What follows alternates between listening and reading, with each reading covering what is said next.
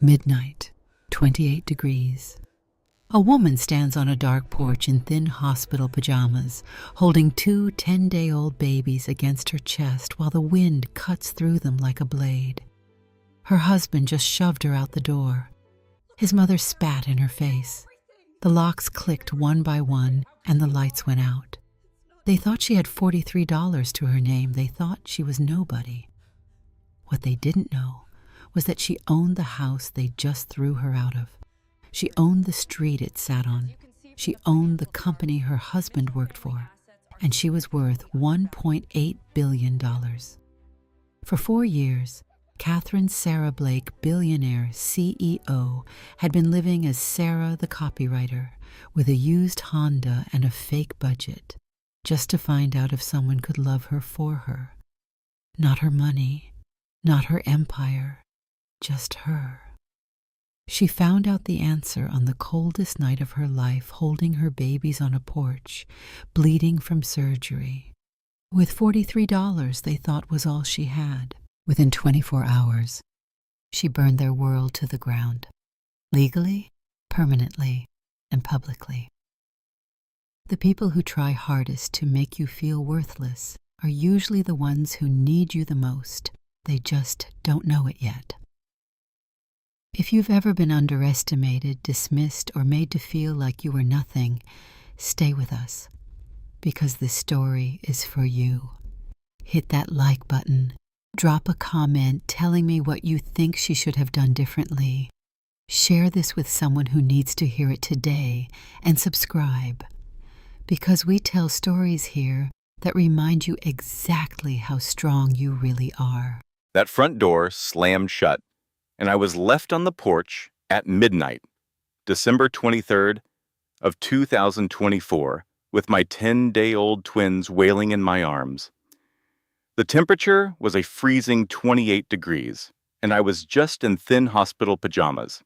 His mother had spit in my face, and her hateful words about my children were ringing in my ears. My own husband shoved me outside and then locked the door, and the porch light clicked off, leaving us in darkness. They truly believed I only had $43 to my name. The part they were oblivious to was that I owned that house, the other 22 on the street, the company Ryan worked for, and half the commercial property in Greenville. My name is Sarah Blake. I was a 32-year-old billionaire who had spent 4 years faking being broke. That was the deepest betrayal I've ever known, and I made them pay for every single second of it. It was something they never saw coming. To really understand, we have to go back 4 years before that night. I was known as Catherine Sarah Blake, and yes, a Blake from Blake Holdings. At 28 years old, I went from wealthy to a billionaire in a single day when I took my parents' little software company public. My mom and dad, Andrew and Catherine, started it in Boston way back in 1995. It was just a simple tool for property managers, nothing special. Then, in 2017, they were killed when their private jet went down in a storm. At just 25, I inherited a company drowning in $3 million of debt. Everyone told me to sell, to cut my losses, but I refused. It was the only piece of my parents I had left, so I stopped sleeping and started working 100-hour weeks, teaching myself how to program artificial intelligence. I reinvented the whole platform, creating Blake OS, an AI that could manage entire buildings on its own. By 2020, we had contracts in 43 states, and that March, we went public. I became a billionaire. Forbes called me the prop tech princess. I had everything, or so they said, but I felt like I had nothing. That's because 6 months earlier, I'd learned my fiancé, Marcus, planned to marry me, divorce me, and try to take half of my fortune. He'd been secretly working with his lawyer for months, faking documents to argue he'd been essential to the company's success. We uncovered his scheme just 3 days before our wedding day. The criminal trial that followed was a nightmare. The media had a field day. My face was on every tabloid. I was on the witness stand for 6 long days. He got a 5-year sentence for fraud, but something inside of me broke during that time. My trust in people was gone. I stopped seeing anyone, certain that no one could love me, only for my money. So, in the year 2021, I made a drastic decision. I moved to Greenville, North Carolina, a city where no one would know me. I created a new life story.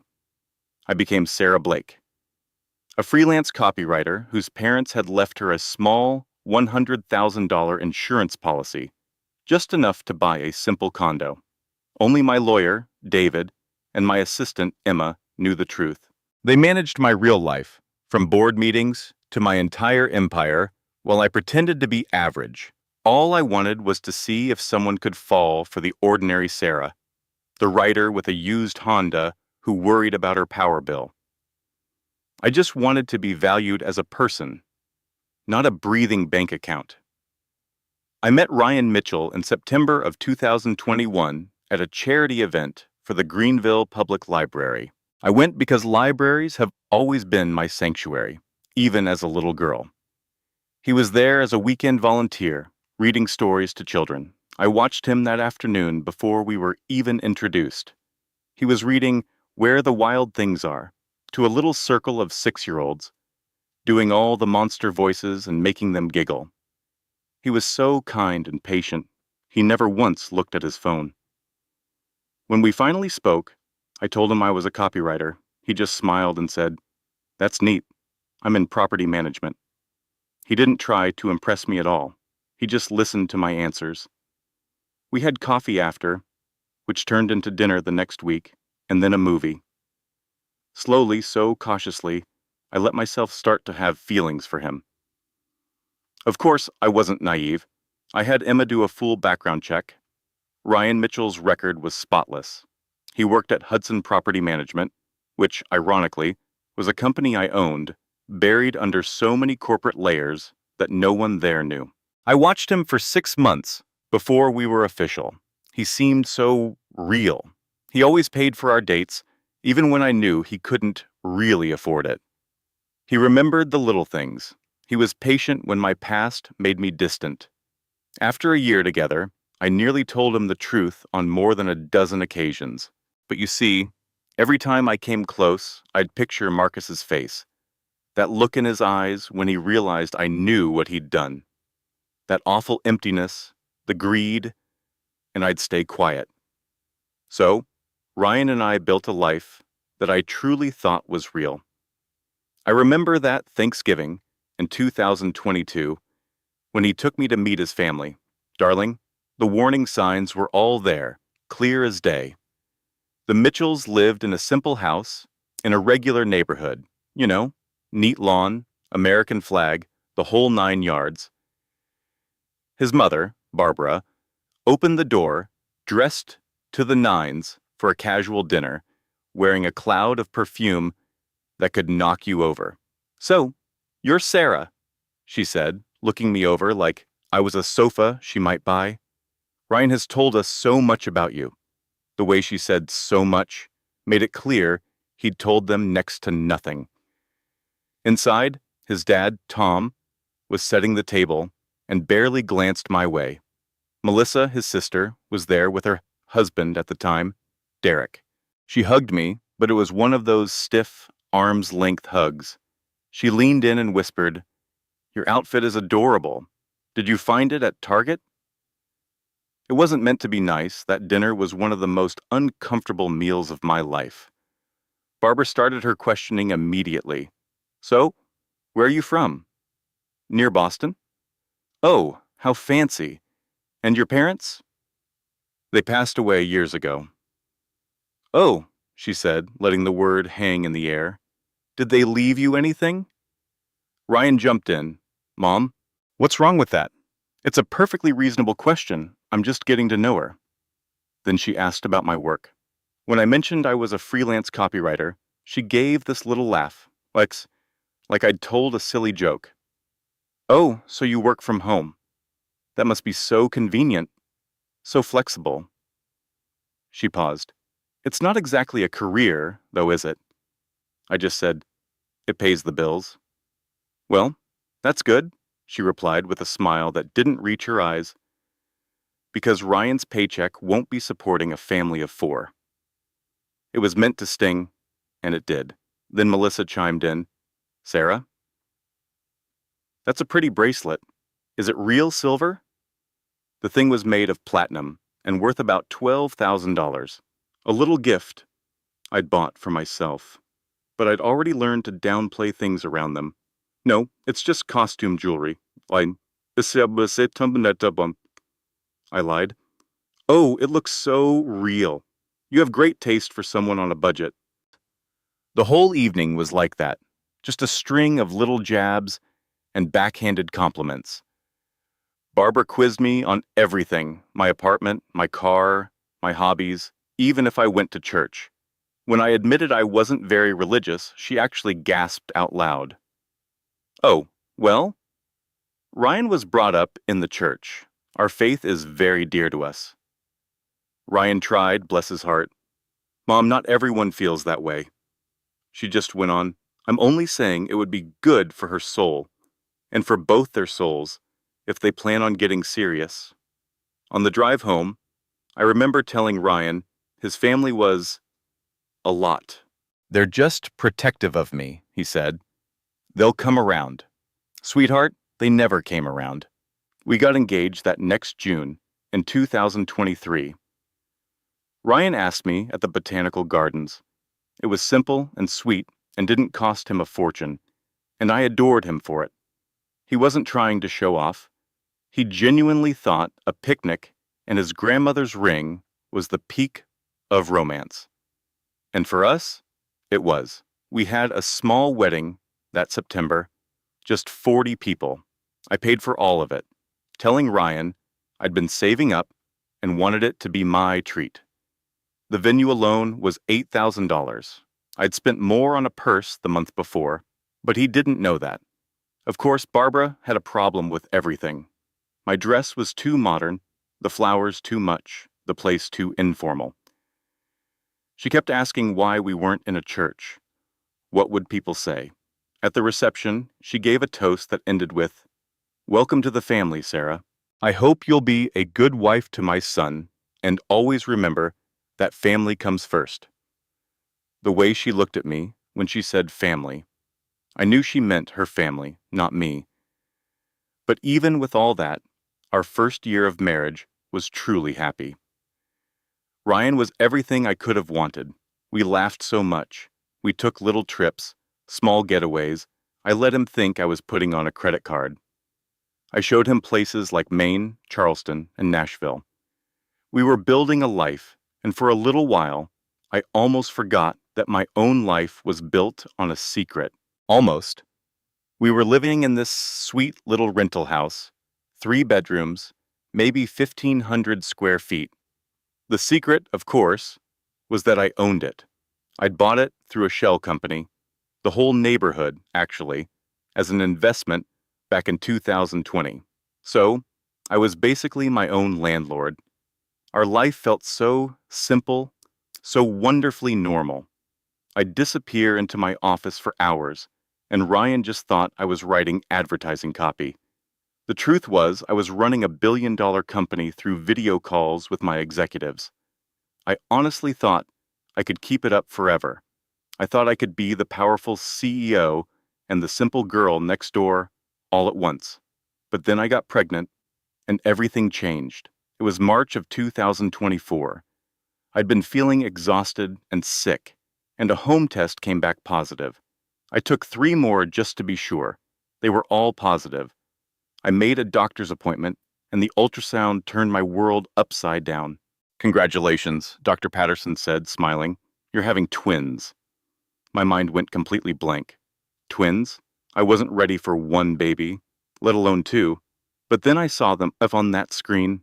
2 tiny little specks, 2 hearts beating, and something inside me just broke open. I started to cry, a mix of pure joy and absolute terror. I felt everything, all at once. Then the doctor said, "There is one thing. You have a condition called placenta previa, where the placenta is covering the cervix. It might resolve itself, but for now, you're high risk. You need to take it very easy. No heavy lifting, low stress, lots of rest." I told Ryan the news that night. He was over the moon.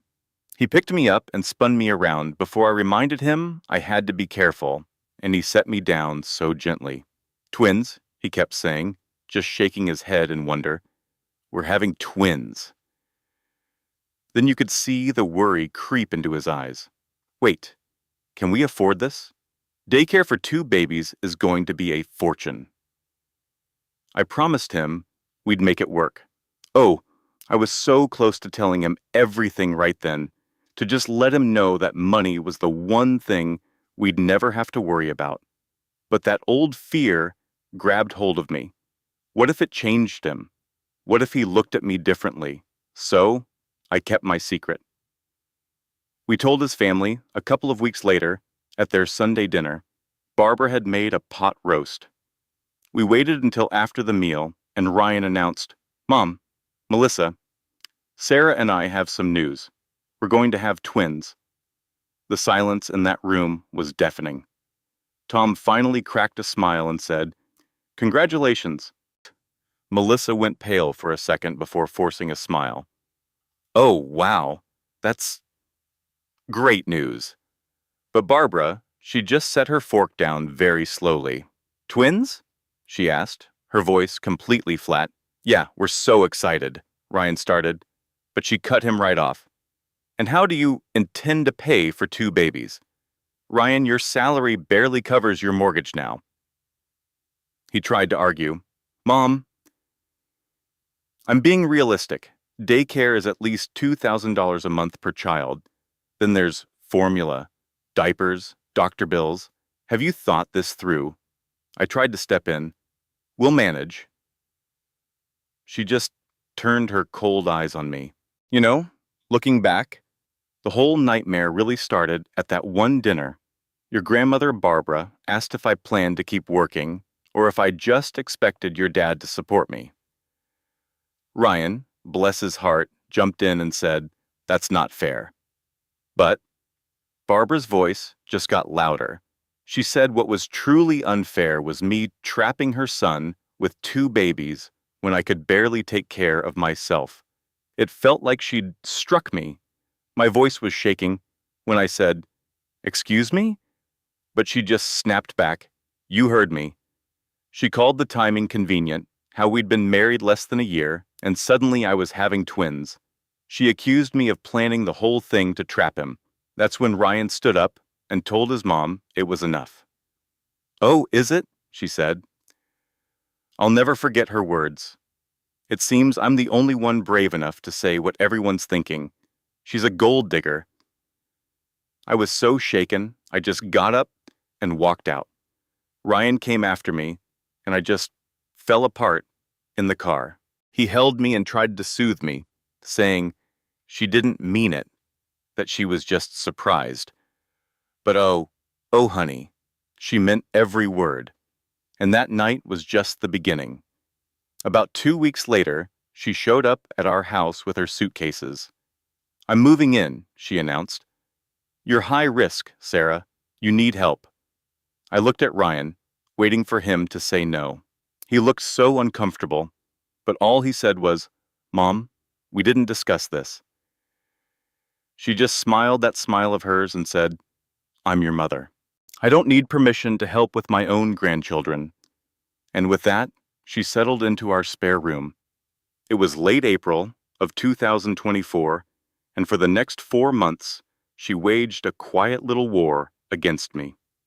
She was too smart to yell or get physical. Her methods were much more subtle. She took over my life, bit by bit, and Ryan never even noticed. First, it was the kitchen. She said my house was chaotic, and she was just helping.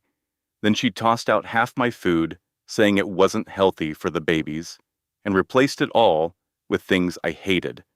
She did all the cooking, so every meal was what she wanted. Then she came for my bedroom. She said the stairs were too dangerous, so she moved me into the tiny, cold guest room downstairs. She and Tom took our master bedroom, just until the babies came, she claimed.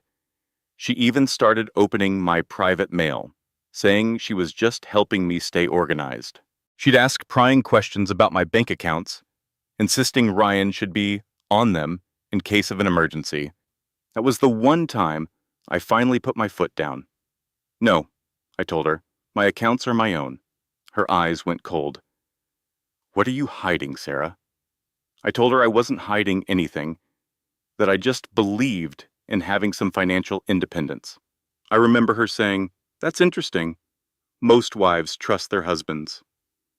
After that, she started answering my phone. "Sarah can't talk right now. She needs to rest," she'd say. My work clients kept getting sent to my voicemail, and after a while, they just stopped calling. My business was falling apart, but I couldn't tell her I didn't need the money. She watched every single thing I ate. "That's too much sugar," or "That's too many calories."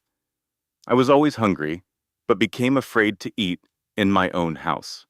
Then came the comments about my body. She'd say I was gaining so much weight and that my face looked puffy.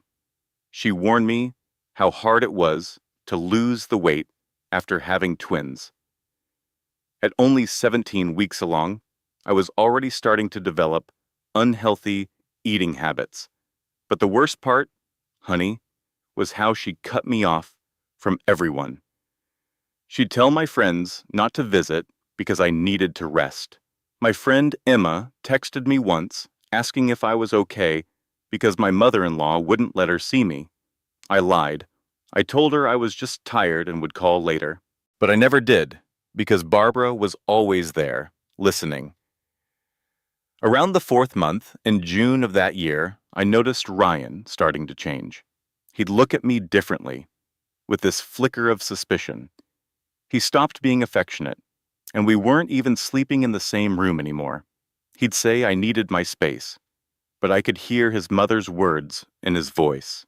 I'd hear them whispering in the kitchen late at night. I'd hear Barbara telling him, "I'm just saying, son, it all seems a bit too convenient." She'd poison his mind, saying I was too secretive and asking what I could be hiding. He'd defend me at first, saying I wasn't hiding anything. "Then why won't she let you see her bank accounts?" she'd ask. That's when Melissa, his sister, started coming around all the time. She'd just gotten divorced and moved back home, so she was at our house every day, adding her own poison. She'd say things just loud enough for me to hear, like, "I'm just worried about Ryan. What if those babies aren't even his?" I finally confronted your dad about it one night. I told him his mother and sister were turning him against me. "They're just concerned," he said. "Concerned about what?" I asked. "I've done nothing wrong." That's when he demanded to see my bank statements. I told him they were mine, that I deserved some privacy, and he said that most marriages don't have secrets. I tried to explain that I wasn't keeping secrets, just boundaries, but he couldn't see the difference. He started getting more and more distant, working late and leaving early. We were just two people living in the same house. Then, in early July, things got even stranger. I noticed a car that was always parked down the street. I started to feel like someone was following me when I went to my doctor's appointments. Then one day, I saw a man with a camera in the grocery store. I knew it. I was being watched. I went straight to Barbara and asked her if she'd hired someone to follow me. She didn't even try to deny it. "I'm protecting my son," she said. "If you have nothing to hide, you have nothing to worry about." I told her she was being insane. "What's insane?" she shot back. "Is a wife who hides her finances from her husband. What are you hiding?" I went right to Ryan.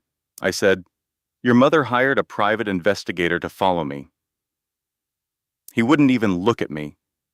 He didn't defend me. Instead, he just asked if I'd given her a reason to be suspicious. I was his wife, carrying his children. That should have been enough. But he just said, "Then prove it." Let me see your bank statements." I couldn't. If I showed him, the life we were pretending to have would have been over. He would have known my secret, and I just wasn't ready. So I said nothing, and he took my silence as guilt. I'll never forget the date. July 28th, 2024. I was 24 weeks pregnant. It was the day I almost lost everything. My doctor had put me on bed rest. He told me to take it easy because my placenta was low. He warned me that if I had any bleeding or cramping, I had to call him immediately. But your grandmother Barbara had no sympathy. Bed rest? She just scoffed. Women in my day worked until the very end. You're just being lazy. Later that afternoon, she brought me a heaping basket of laundry. "Take this upstairs," she told me. I tried to tell her that I wasn't supposed to be lifting heavy things. She just cut me off, saying, "You're not an invalid. Stop being so dramatic." Ryan wasn't there, and his dad was in the garage. But Melissa, my sister-in-law, was sitting right on the couch, just looking at her phone. So I picked up that heavy basket and started up the stairs. I felt this awful pulling in my stomach with every single step. When I got to the top, just as I turned toward the hallway, Melissa was suddenly right behind me. "Oh, Sarah," she said, "I needed to ask you something." And then she shoved me, hard. I stumbled, and the basket went flying.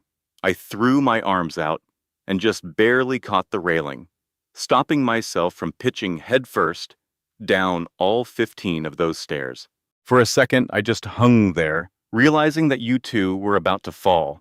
I was frozen, just clinging to that railing, and Melissa was standing at the top of the stairs. "Oh my gosh, I am so sorry," she said. "Are you all right?" But when I looked up at her, honey, her eyes were cold as ice. I knew, in that instant, she did it on purpose. She had tried to hurt us. I was too stunned to say a word. "What?" she said with a little smirk. "It was an accident. You're so clumsy." It was that very night, you know, when the pains began. Sharp, like a knife twisting. Ryan, bless his heart, got me to the hospital in a panic. I was so scared, honey. Only 24 weeks. It was just too soon. I remembered just praying, "Please, not yet." Dr. Patterson checked me over and said the babies were fine, their little hearts beating strong.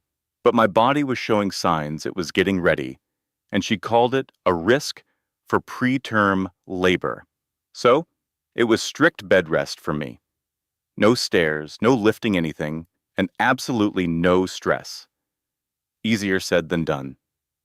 When we got home, I tried to explain to Ryan what Melissa had done, but he just brushed it off. "She just bumped you, Sarah," he said. "It wasn't on purpose."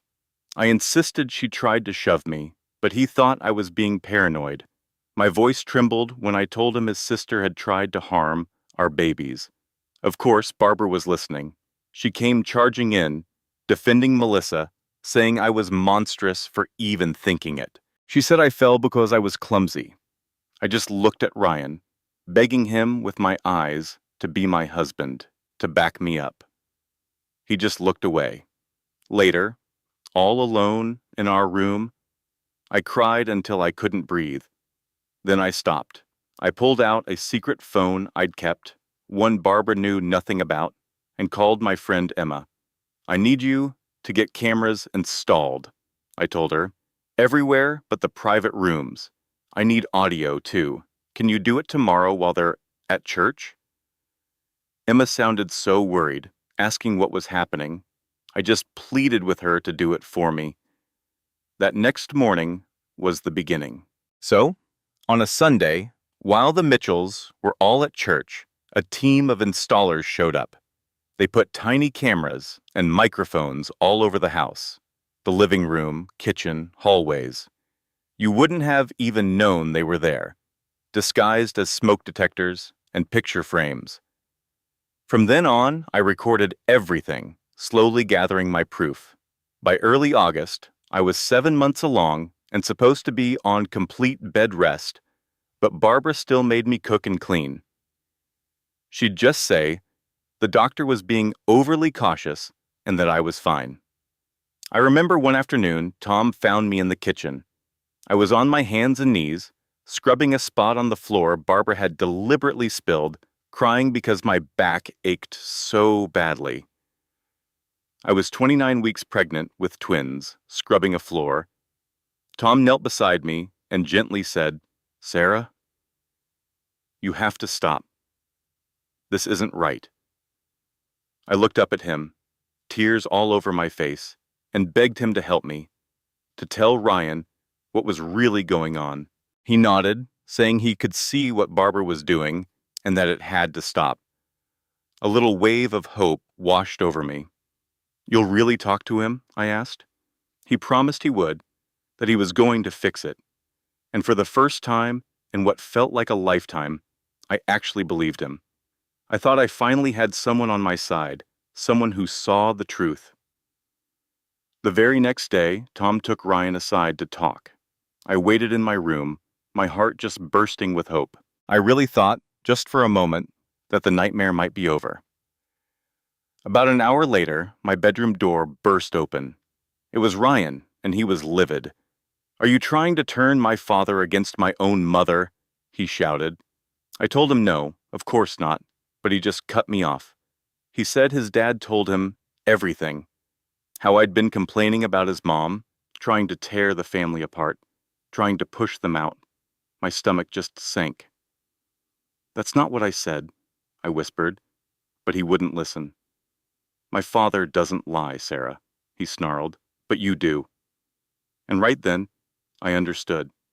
Tom had betrayed me. He'd gone straight to Barbara, told her everything, and she had twisted it all to make me the bad guy. A little later, I saw Tom in the hall. He wouldn't even look at me. "Why?" I whispered. He just stared at his feet and mumbled that he was sorry. Barbara had told him that if he sided with me, she'd divorce him. She'd take the house, all the money, and make sure he never saw his grandkids. He said he just couldn't do it. He scurried away, and in that quiet moment, I knew I was completely and utterly on my own. No one was coming to rescue me. If I was going to survive this, I had to save myself. And then there was the private investigator Barbara hired, a man named Derek Thompson, who started following me everywhere. He was always there, at my doctor's appointments, the grocery store, even on the short walks I was allowed to take. Of course, he never found a single thing because there was nothing to find. I was playing the part of the perfect pregnant wife, but really, I was the perfect prisoner. One day, I overheard Barbara on the phone, and she sounded so frustrated. "There's nothing," she complained. "Absolutely nothing. You have to keep looking. Nobody is this clean." But I was, or at least the version of me she thought she knew was. That Sarah, the copywriter, was quiet, broke, and totally faithful. Then, in late August, when I was 32 weeks along, I heard a conversation that made my blood run cold. Barbara, Melissa, and Tom were in the living room. I was supposed to be resting, but I had a tiny recorder in my pocket. Another one of my little secrets. I heard Melissa say, the investigator found nothing, that maybe I really was faithful. Barbara's reply was chilling. Or maybe she's just clever. But Ryan needs to see her for what she is. He needs a reason to doubt her. Melissa's voice dropped. "What are you suggesting?" Barbara said, "What if we create a reason for him?" Tom started to protest, but she cut him off. "I am suggesting we protect our son by any means necessary." A wave of sickness washed over me. They were going to frame me. I just didn't know how yet. I know I should have run right then, grabbed my go bag, and disappeared.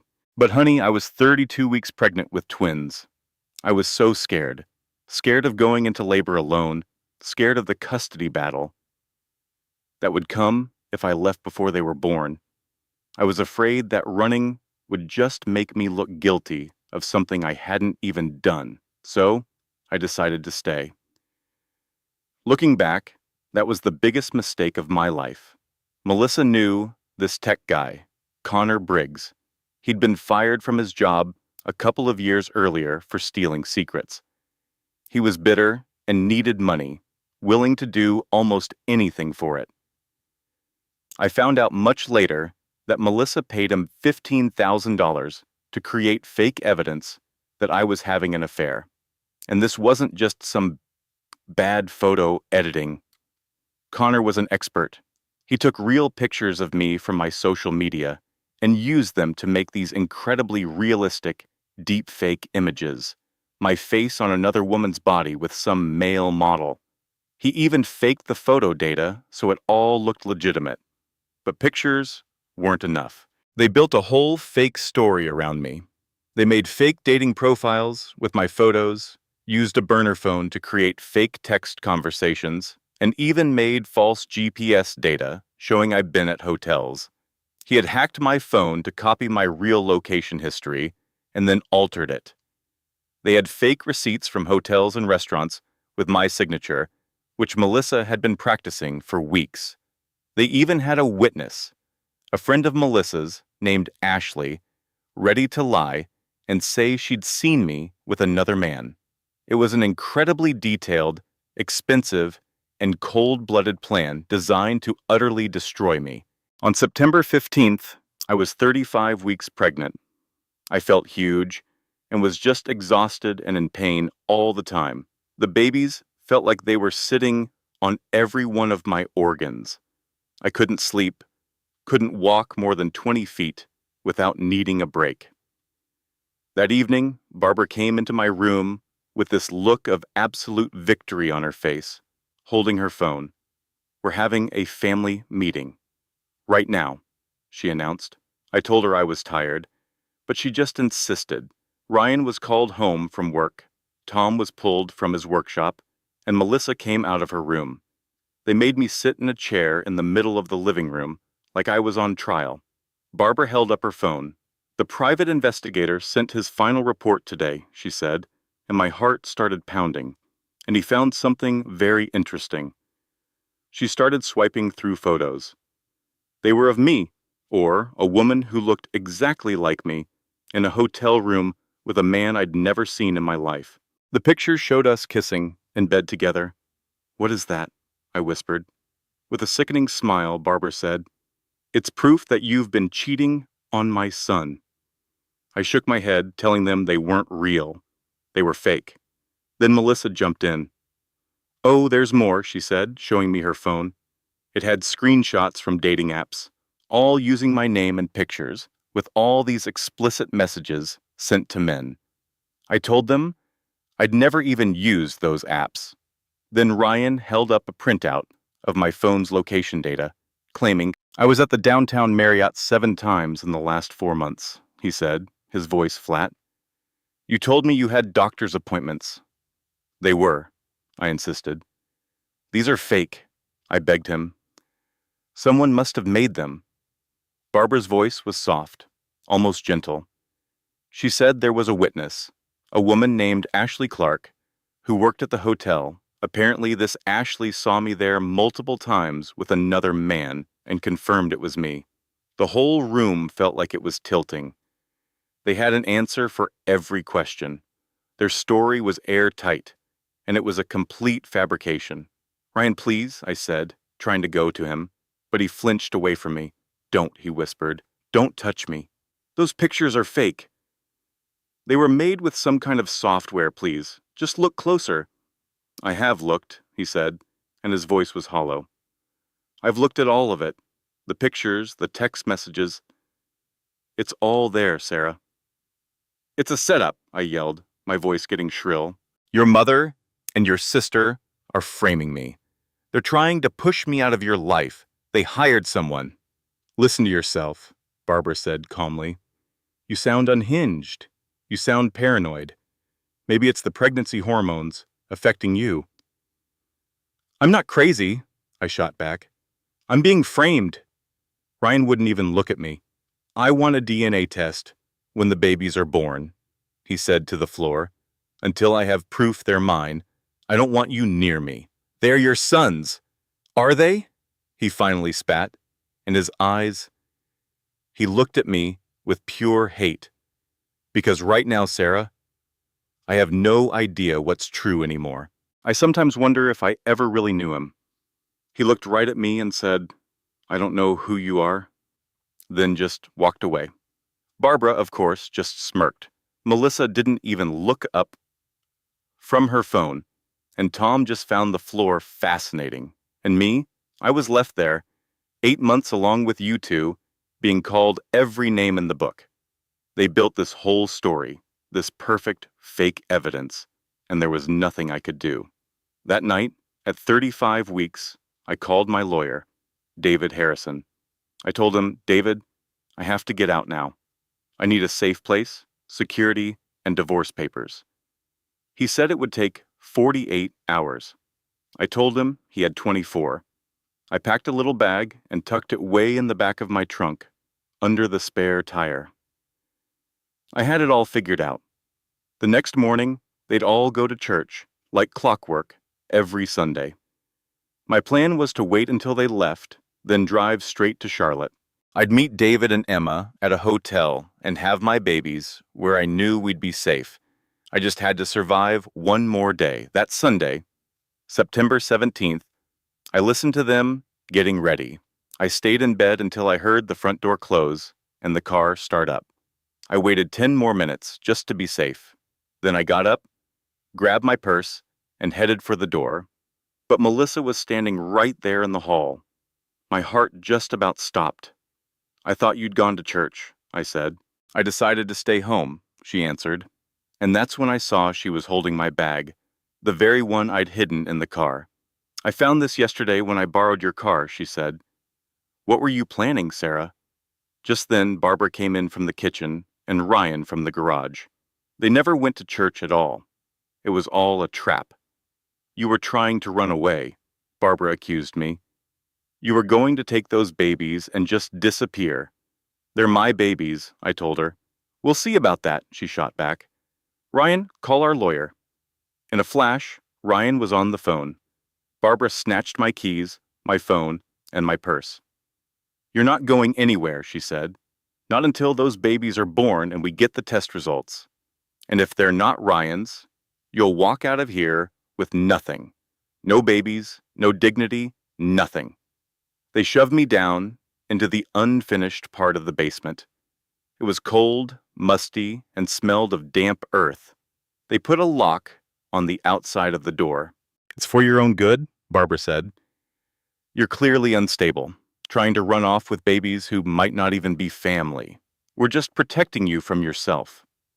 The door slammed shut, and I heard the lock turn. I was trapped, 35 weeks pregnant and locked in a cellar. No phone, no way out, and not a sliver of hope. Sitting on that cold concrete, I finally understood their plan. They'd keep me there until I gave birth, then they'd take my children and throw me out. And I couldn't do a single thing to stop them. That was my life now. It was the third time I had ever felt so completely lost, so utterly helpless. Then, on September 24th, at 3 in the morning, I was 37 weeks along with you two. I woke up to a searing pain in the basement. It was contractions, the real deal, coming every 3 minutes. I'd had those little practice ones for weeks, but honey, this was different. This was it. I was locked in a basement, about to have my babies all by myself. I started screaming, banging my fists on the door. "Help!" I yelled. "Somebody please help me! The babies are coming!" All I heard was silence, not a single sound from the house above. I screamed louder, pounding with everything I had. "Please, I'm in labor. Please help!" Finally, I heard footsteps. The lock turned, and the door creaked open. Barbara stood there in her bathrobe, looking annoyed. "Stop the drama," she said. "You're not due for another 3 weeks. The contractions are 3 minutes apart," I cried. "The babies are coming now." "It's just false labor," she dismissed. "You're fine. Go back to sleep." "I am not fine," I insisted, as another contraction doubled me over in pain. I screamed. Barbara just stared at me for a moment, then shut the door. I heard that terrible click of the lock. She left me there. I don't know how long I kept screaming. Time just melted away into a blur of pain, fear, and the sickening thought that I was going to have my children alone on a cold floor. My babies could die. I could die. And nobody cared. Sometime close to 4 o'clock, a little flicker of an idea came to me. I remembered finding an old iPad down there. It didn't have a phone card, but I knew it could connect to their Wi-Fi. I crawled over to it, my hands shaking terribly, as contractions hit every 2 minutes. Somehow, I got the browser open and typed in 911.gov. I found a feature to text 911. I typed, "I'm in labor, 37 weeks pregnant with twins. It's high risk. I'm locked in a basement. They won't let me out. Please send help." I put in the address, 847 Maple Drive, Greenville.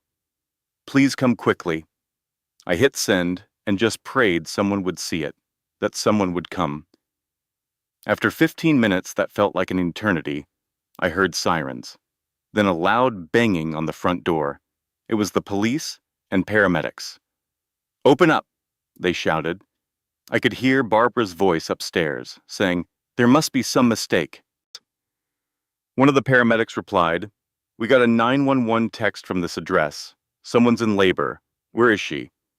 I heard more yelling, then the sound of feet thundering down the basement stairs. The door burst open. 2 paramedics just froze, staring at me. There I was, 37 weeks pregnant, on a concrete floor, in active labor, just sobbing. "Oh my God," one of them said. "How long have they had you down here?" "A week," I managed to get out, before another contraction made me cry out. "Ma'am, we need to get you to the hospital right now." They gently put me on a stretcher. As they carried me up the stairs, I saw the whole Mitchell family standing there in the living room. Barbara, Jay Bean, Melissa, and Ryan, all of them in their pajamas, looking absolutely stunned. Barbara, of course, tried to lie to the police. "She's been having some emotional problems. We were just trying to keep her safe." "You locked her in the basement?" one of the officers asked, his face a mask of disgust. "While she was in labor," a paramedic added, turning to the family. "After we're done at the hospital, we'll be filing a report with Child Protective Services. This is child endangerment." Ryan's face went completely pale. I ended up giving birth at Greenville Memorial. My labor went on for 22 hours. Ryan showed up around hour 16, and he was drunk. I could smell the whiskey on him from across the room. "Are you actually drunk right now?" the nurse asked him. "I needed something for my nerves," he mumbled. He looked over at me with those cold, empty eyes of his. "As soon as this is over, we're getting that DNA test done today." I was in too much pain to even fight back. Another contraction washed over me, and I screamed. "Do you want me to go?" he asked. "Yes," I gasped. "Get out of here." He left, and he didn't come back. At 2:37 in the morning, on September 25th, your brother Logan was born. He weighed 6 pounds and 2 ounces. He was so beautiful. Then at 2:51, you, Lucas, arrived, weighing 5 pounds and 14 ounces. You were beautiful too. I held you both in my arms and just cried. You were so tiny, so perfect, and you were mine. "Hi, my sweet babies," I whispered to you. "Hi, I'm your mama." "I'm so very sorry," I told you both. "I'm so sorry for everything you've been through already. But your mama is here. Mama has you now, and I promise you both, I will always protect you no matter what." The nurse came in later and asked if I wanted to call anyone. "My husband was already here," I said quietly. "He left." "Oh," she said, and her eyes were filled with such pity. "I'm so sorry, honey. Is there anyone else?" I thought about calling Emma, but my phone was still at that house. They had everything. "No," I whispered. "It's just the 3 of us." And that was it. Just me, sitting in that hospital room, alone with my two newborn sons. There were no flowers, no balloons, no family visits, no celebration at all. It was just me and my boys against the world. I was in the hospital for 4 days, recovering from the C-section. You babies were healthy, but small, so the doctors wanted to watch us. Barbara visited once, on the second day. She walked in, glanced at you, sleeping in your little bassinets, and said, "They certainly have the Mitchell nose, but that doesn't prove anything. We're still doing the DNA test." She never held you. She never even asked your names. Not a word of congratulations. She was gone in 5 minutes. Melissa sent a text message. "Hope you and the bastards are doing well," with a little smiley face. "Your father stopped by on the 3rd day, sober this time. He just stood in the doorway, looking over at his sons. He asked me if I'd chosen names for them. Logan and Lucas," I told him. He just gave a little nod. "Those are good names." Then there was this long, heavy silence. I remember thinking, "Ryan, please don't do this." He finally said, "We'll get the DNA test when you're home. Until then, I don't want to get attached to kids who might not be mine." And with that, he was gone. Later that day, a social worker came by. "Mrs. Mitchell," she said, "are you safe at home?" Oh, how I wanted to just scream, "No!" I wanted to tell her about the basement, about everything they'd done, all the lies they'd built. But then what? An investigation? My baby's in foster care? I couldn't risk it, so I just lied. "Yes, I'm safe. We just have some complicated family stuff." She looked at me for the longest time, and I knew she didn't believe me, but she couldn't prove it. She handed me a little card. "If you ever need help, these are resources for domestic abuse." I tucked it in my pocket and nodded. After she left, the silence was deafening. On the 4th day, September 29th, it was time to go. I called the house. "I'm ready to come home," I said. Barbara's voice was like ice. "We're busy. You should take a taxi." I tried to explain. "I just had surgery. I have 2 newborns. A taxi isn't really possible." The line just went dead. She'd hung up on me, so I had to call a cab myself. The driver was a kind man. He helped me get the car seat secured. I sat in the back with my 10-day-old sons, the pain from my incision making every little movement a challenge. I could barely walk, and here I was, taking a taxi home from the hospital. As we pulled up, the house was completely dark. Not one light on, nobody waiting. The driver glanced in the rearview mirror, his face full of concern. "Ma'am, do you need help getting inside?" I just shook my head. "No, thank you." He helped me get the babies onto the porch. I gave him the last of my cash and watched his car drive away. I turned the key in the door of my own home and walked right into a nightmare. Nothing was ready. The cribs I'd picked out were still in their boxes. There was no welcome, no help. Just a cold, quiet house. I put the babies, still in their carriers, in the middle of the living room floor. It felt like the only safe spot. Then I started the impossible job of building those cribs alone. I was only 10 days out from major surgery, my stitches screaming with every move, feeling dizzy from blood loss. It took 3 terrible hours, and I think I cried through most of it. That first night, Logan and Lucas needed to eat every 90 minutes. I was trying to breastfeed, but it was a painful, clumsy struggle for all of us. I was just so exhausted, so alone, and in so much pain. At 6 in the morning, Barbara walked into my room. "You need to be quieter," she said. "Your crying is waking everyone up." I told her, "I'm not the one crying. The babies are crying because they're hungry." She just snapped. "Then you need to figure it out. And when you're done, the kitchen is a mess.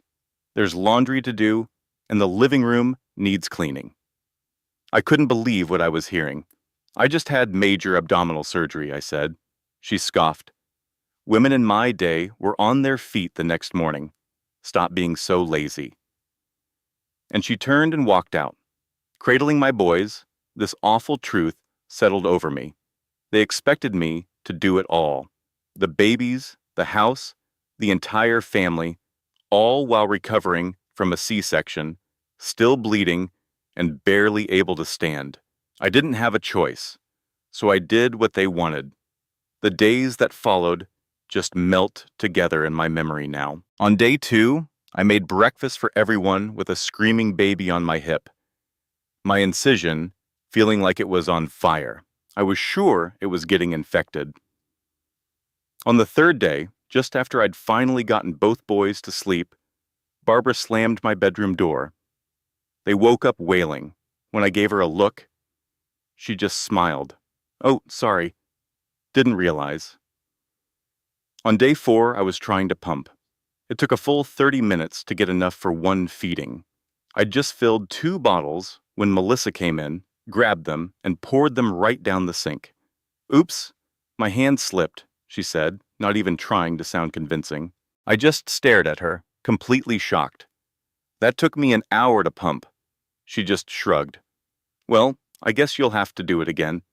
Or you could buy formula, with all that money you don't have. She walked out laughing. On the 5th day, we ran out of diapers. I asked Ryan to grab some on his way home. He never did. Said he forgot. I had to use old, torn t-shirts on them until I could get to a store the next day. By day 6, my incision was definitely infected. It was red, hot, and oozing. I knew I needed medicine. When I told Barbara, she just waved me off. You're fine. Stop being so dramatic. On the 7th day, I hadn't slept for more than 45 minutes at a time in a week. I started seeing things move in the corners of my eyes. I dropped a bottle, and it shattered everywhere. I just stood there, staring at the glass, my brain too tired to figure out what to do. Ryan came in. Clean that up, he ordered. You're making a mess. I looked up at him, at this stranger, wearing my husband's face, and I felt nothing. On the 8th day, October 7th, at 3 in the morning, I was back in the basement. They'd moved us down there because our noise was bothering them. I was trying to feed Lucas while Logan screamed in his bassinet. My infection was raging by then. I had a fever of 103. I was shaking, dizzy, barely conscious. Both my babies were crying, and I couldn't remember the last time I'd eaten anything, had any water, let alone real sleep. My eyes kept landing on the water heater, tucked away in a corner of that dark basement. It ran on natural gas, you see, and I could just make out the control valve. It would have taken all of 10 seconds. That thought, it just popped into my head. So simple. I could turn the valve, lie down with my babies, and we'd all just drift off. It would have been the end of that living nightmare. We could have finally been at peace, the 3 of us, far from all that horror. Logan was crying, Lucas was crying, and I was just a mess of tears and aching bones. The whole thing felt impossible. My hand actually started to reach for that valve, and then Logan just stopped. He looked right at me with these huge blue eyes, Ryan's eyes, and made this little cooing sound. In that 1 second, something in me shattered and then came back together, but stronger. No, I whispered to him. No, Mama's not giving up. Mama's going to fight. Mama will get us out of here. I scraped together my very last bit of strength and started banging on the basement door. I pounded and screamed for 20 minutes straight, until my hands were raw. Finally, Melissa yanked the door open. "What is your problem?" she snapped. Then she really saw me. The fever, the blood that had soaked through my clothes, the screaming baby. For just a moment, even she looked genuinely scared. "I need to go to a hospital," I gasped. "The infection. I think I'm dying. Please." She went and got Barbara. Barbara called 911, but what she told them was, "My daughter-in-law is being a little dramatic about some pain, but maybe you should come check on her for the baby's sake." So there I was, back in an ambulance for the second time in 10 days. At the hospital, the emergency room doctor was furious. He told me the C-section incision was severely infected and I had sepsis. "You could have died," he said. "Who's been checking on you? Where's your follow-up care?" I just mumbled something about being too busy. "Too busy?" he shot back. "You just had major surgery. Where are your relatives? Who is helping you?" Then that social worker showed up again. "Mrs. Mitchell," she said, "this is the second time we've seen you in 2 weeks. Both times, we've seen signs of neglect. I need you to be honest with me. Is someone hurting you?" I looked over at my boys, sleeping in their little hospital bassinet. I imagined what would happen if I told the truth: foster care, being separated from them, court battles. So I lied. "No, I just haven't been taking care of myself. I promise I'll do better." She didn't believe me, not for a second, but she didn't have any proof. The hospital staff put me on IV antibiotics, watched me for 18 hours, cleaned up my incision, and told me to rest. Then they sent me right back to that house, back to the basement, back to that living hell. I only had 2 days left before they threw me out. Those next 2 days, honey, that was the worst of it. And I had no idea things were about to get so much worse. It was October 8th. My sons were 9 days old, and a tech guy named Connor Briggs, the one Melissa hired, delivered his final report. It was full of more of those deep fakes and doctored screenshots of Sarah's dating app profiles from when I was pregnant. He'd faked GPS records showing me at hotels when I was home, forged receipts, all sorts of things. But the real kicker was a fake video call. Using that deepfake technology, Connor had created a video that looked like me in a very explicit call with some man. It looked completely real. The skill it took was as impressive as it was evil. That same evening, Barbara showed the video to Ryan. I didn't know a thing about it, of course. I was downstairs with my babies, just trying to survive another hour. Ryan watched it, and his face went from white to red to just ice. "I want her out of this house tonight," he said. "What?" Even Barbara seemed surprised by his tone. "Tonight. I want her out of my house right now," he repeated. "Her and those children that aren't mine." "Ryan, it's very late. I don't care. I want her gone now, before I do something I'll regret." Melissa texted Ashley, that so-called witness, who immediately sent back a statement saying she'd personally seen me at hotels 6 different times. They had everything they needed. Their case was perfect. A complete work of fiction.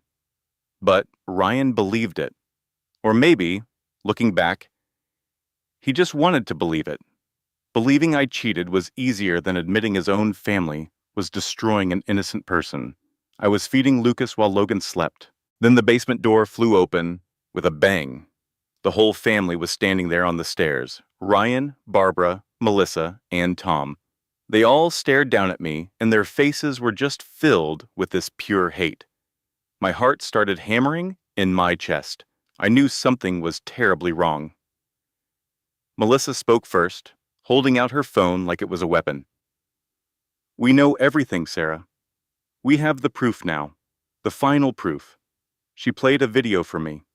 It was a deep fake, a version of me that looked exactly like me, on a video call with a man I'd never seen. The woman in the video was touching herself, saying things I would never, ever say. "That's not me," I stammered. "That's a fake. It has to be AI. Barbara started screaming at me. "Liar! We have witnesses. We have all the evidence. We know you were cheating on my son your whole pregnancy." Then Melissa pointed a shaky finger at my babies. "Those babies aren't even Mitchell's." You brought bastards into this house. You've lied to all of us. Ryan's face was like stone, just cold and empty. I want a DNA test, right now. Ryan, please, you have to listen to me, I begged. Look at those videos again. Look closely. They're deepfakes. Someone is framing me. Barbara just laughed this horrible, harsh laugh. Do you really think there's some grand conspiracy against you? Do you think we're all crazy? Or maybe, just maybe, Derby Mensirates. you're a cheater and a liar. Tom, who hadn't said a word, finally spoke up. Ryan, maybe we should all wait until morning to sort this out. No, Ryan said, and his voice left no room for argument. I want her out tonight. I clutched Logan tighter and moved to shield the bassinet where Lucas was sleeping. It's the middle of the night, I pleaded. It's freezing out. These are newborn babies. They're your newborns. Please, Ryan, whatever you think I did, don't punish them for it. Melissa started walking toward the bassinet. Maybe we should keep them, she said. We can get the DNA test. If they're Mitchell's, this is where they belong. But she needs to go. A wave of pure terror washed over me.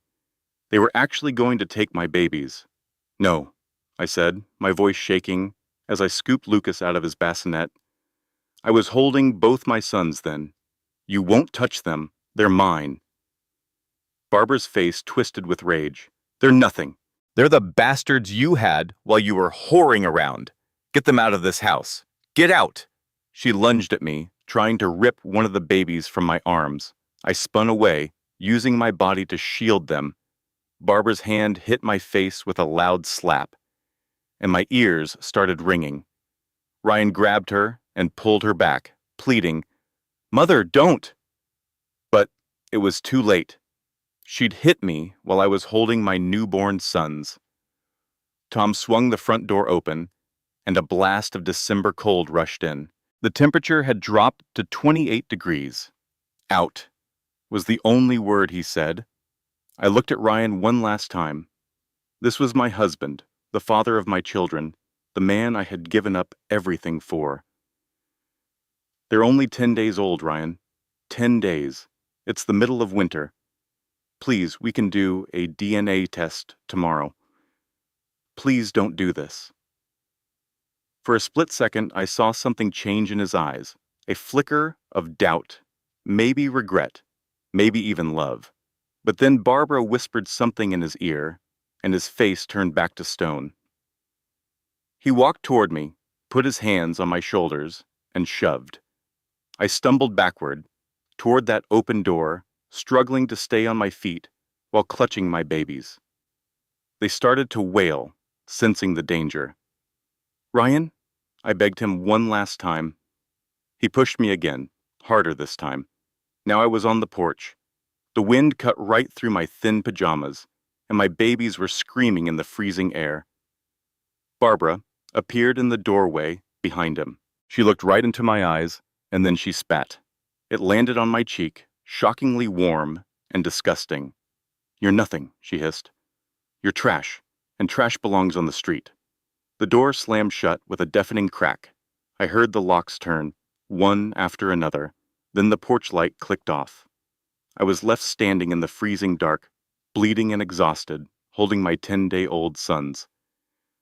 For about 30 seconds, I was just paralyzed. I couldn't move, couldn't think, couldn't wrap my head around what had just happened.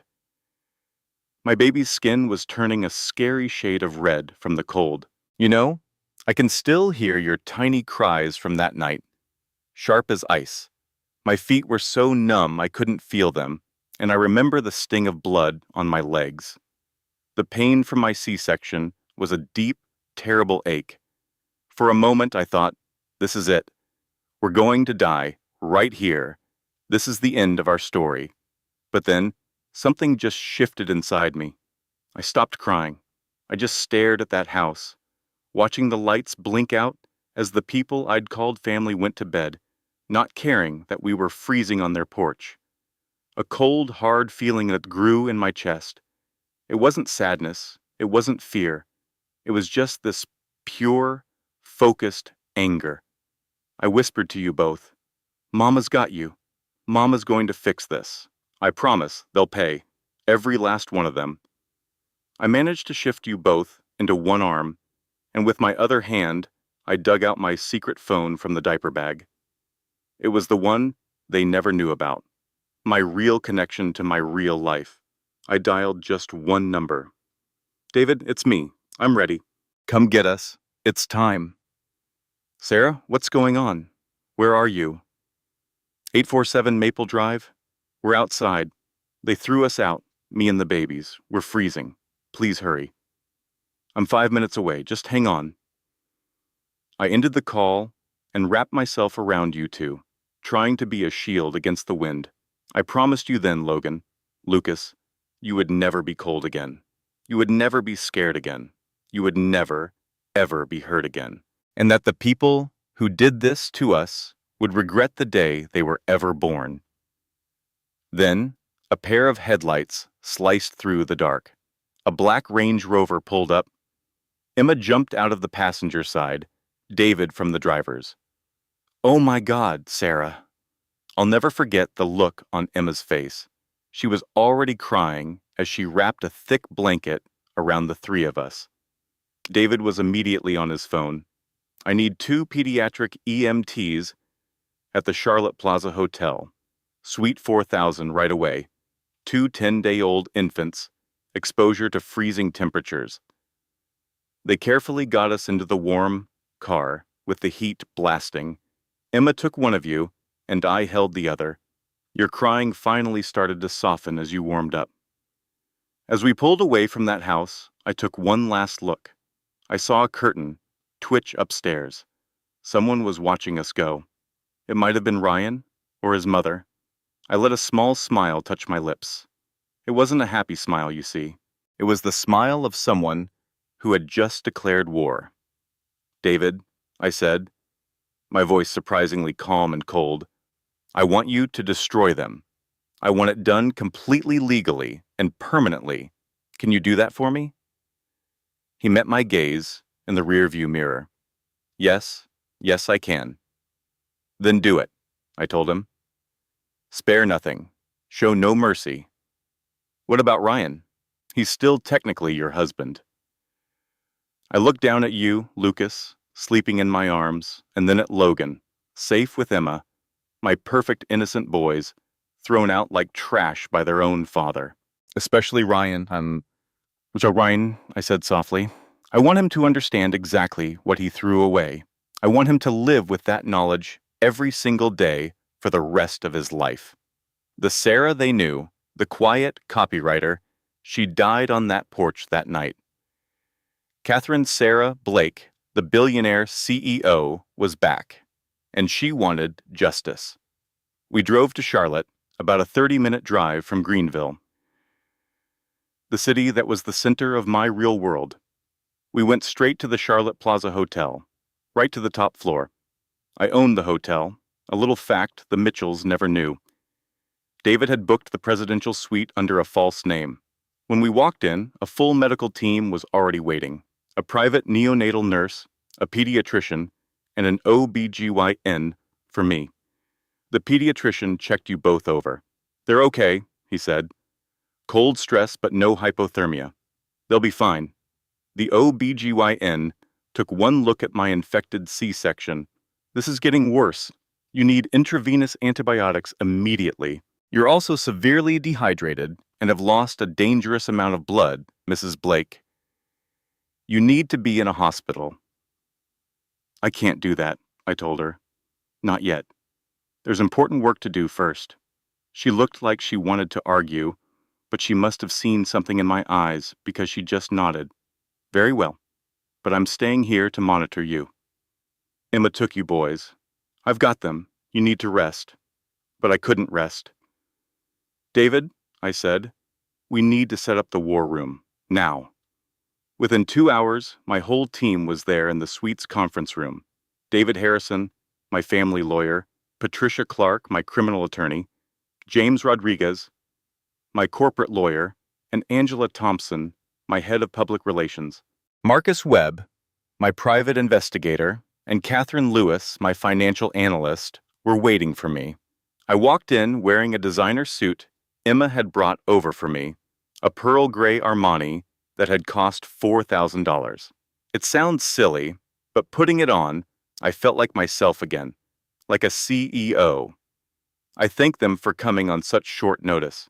I told them, "The person you knew as Sarah Mitchell is gone.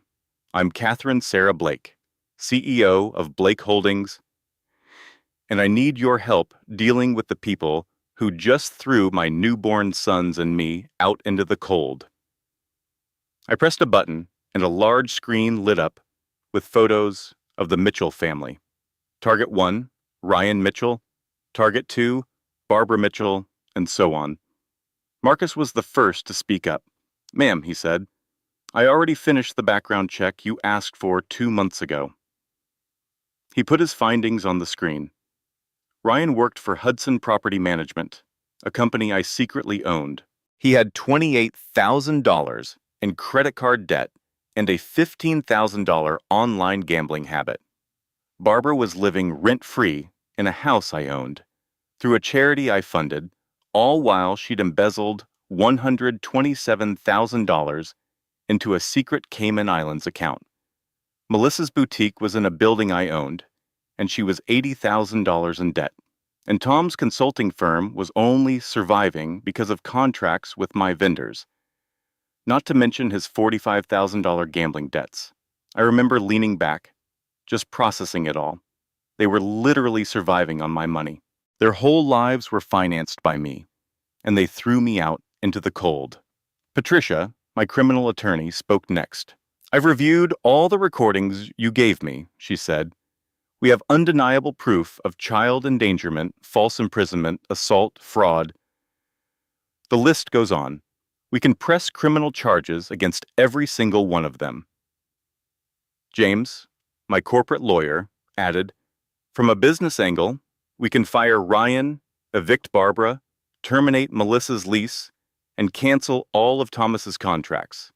We can also report Barbara's embezzlement and freeze her accounts. It's all legal, and we can do it immediately." Then Angela, my PR specialist, said, "And I can make this the biggest story of the year. Billionaire CEO living as a secret housewife, abused by her in-laws, and thrown out with her newborns. The evidence you have is devastating. This will go global." I thought about it for maybe 3 seconds. "Do all of it," I told them. "I want them to wake up tomorrow morning to find their world completely destroyed. I want every action to be legal, documented, and public. I want the world to know what they did." David looked at me, concerned. "Sarah, this is very aggressive. We could handle this quietly." "I don't want quiet," I said. "I want them humiliated. I want their family name to become a synonym for cruelty and stupidity. I want them to know exactly what it feels like to lose everything in one night, just like they tried to do to me." Patricia nodded. "Then we'll start tomorrow, December 24th, Christmas Eve." A small smile touched my lips. "That's perfect. Let them spend Christmas in hell." On the morning of Christmas Eve, December 24th, Ryan woke up at 6 to his phone ringing. His boss was demanding he come into the office immediately. He got there at 7, and the look on his boss's face was grim. "Ryan, Hudson Property Management has been acquired by Blake Holdings. New ownership.